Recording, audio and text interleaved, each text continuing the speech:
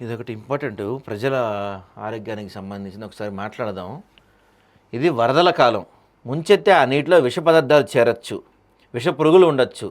జాగ్రత్తలు తీసుకోకుండా ఒరవడిలో వెళితే అనుకోకుండా ఉపద్రవాలు తలెత్తచ్చు.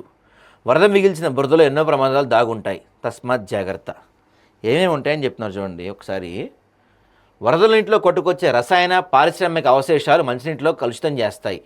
నీళ్ళల్లో ఉండే ఇంజెక్షన్ సూది లాంటివి నడిచే వారికి గుచ్చుకుంటే ప్రమాదంగా మారచ్చు. పురుగు, కలుపు మందులు, ఎరువుల అవశేషాలు ఆ నీటిలో ఉండొచ్చు. ఆటోమొబైల్ ద్రవాలు, డ్రై క్లీనర్లు, వైద్య వ్యర్థాలు, డ్రెస్సింగ్లు కూడా ఉంటాయి. రంగులు, ఆమ్లాలు, రేడియో యాక్టివ్ పదార్థాలు, హెవీ మెటల్స్ కూడా ఉంటాయి కాబట్టి అప్రమత్తంగా ఉండాలి. దాంతోపాటుగా వరద నీటిలో ఉండే ఈకోలై వంటి బ్యాక్టీరియా తీవ్ర జీర్ణకోశ వ్యాధులకు కారణమవుతుంది. నీరు కళ్ళు చెవుల్లోకి చేరినా తీవ్ర ఇబ్బందికరమే. చిన్న గాయం ఉన్న బ్యాక్టీరియా చేరిపోతుంది. శ్వాసకోశ సమస్యలతో పాటు కణజాలాన్ని దెబ్బతీసే తీవ్ర చర్మ వ్యాధులు కూడా వస్తాయి.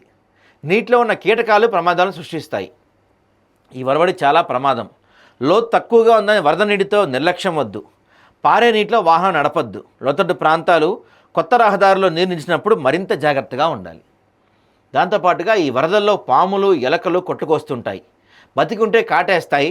చనిపోయి ఉంటే కుళ్ళిపోయిన కళేబరాలు వ్యాధులకు కారణమవుతాయి. వాటి ద్వారా ఫంగస్ వస్తుంది.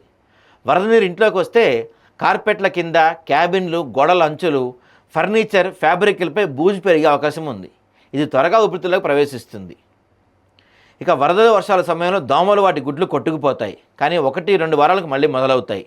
నీరు నిలిచే బకెట్లు, కొబ్బరి చిప్పులు, మురుగునీరు వాటిని శుభ్రం చేయండి. దాంతోపాటుగా చాలా కీలకమైనది ఏంటంటే వరద నీటిలోకి దిగాల్సి వస్తే లాంగ్ స్లీవ్స్, వాటర్ ప్రూఫ్ బూట్లు ధరించాలి.